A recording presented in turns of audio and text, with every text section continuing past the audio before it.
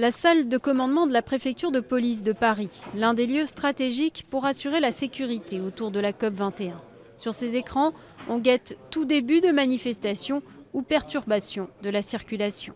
La salle de commandement va être renforcée, sachant que ce ne sera pas la seule salle de commandement à gérer le service de la COP. Il y aura une salle de commandement déportée, mise en place au niveau du Bourget pour gérer l'aspect à la fois ordre public et circulation.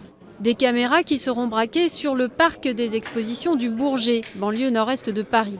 En particulier lundi. 150 chefs d'État et de gouvernement y sont attendus pour le lancement officiel du sommet. Un rassemblement inédit en France. À l'intérieur, leur sécurité sera assurée par des soldats de l'ONU.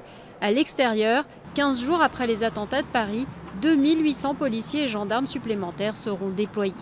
Et pour gérer les allées et venues des délégations officielles, plus de 6000 policiers et gendarmes seront présents dans les rues de la capitale dimanche et lundi.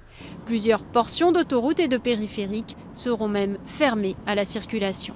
Nous conseillons aux Parisiens et aux Franciliens de ne pas emprunter leurs véhicules, et notamment l'autoroute A6, le périphérique et l'autoroute A1, le dimanche après-midi et le lundi toute la journée. En contrepartie, les transports seront gratuits.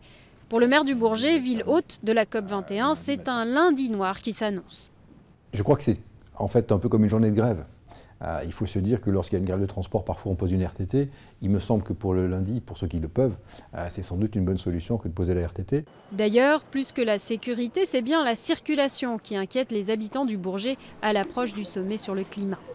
J'appréhende plutôt ce petit désagrément pour aller au travail, mais sinon, moi, j'ai aucun souci par rapport à la COP21, absolument pas. Ils n'ont toujours pas attaqué ni l'Elysée, ni Matignon, ils ont toujours attaqué des petits endroits. S'ils avaient voulu attaquer un chef d'État, je pense qu'ils l'auraient fait. Donc je vois pas pourquoi on devrait avoir peur. Les négociations sur le climat s'achèveront le 11 décembre. Et si les chefs d'État étrangers ne viennent que le premier jour, 40 000 visiteurs quotidiens sont attendus sur le site, en espérant que les questions de sécurité n'éclipseront pas l'objectif premier du sommet, un accord pour lutter contre le réchauffement climatique.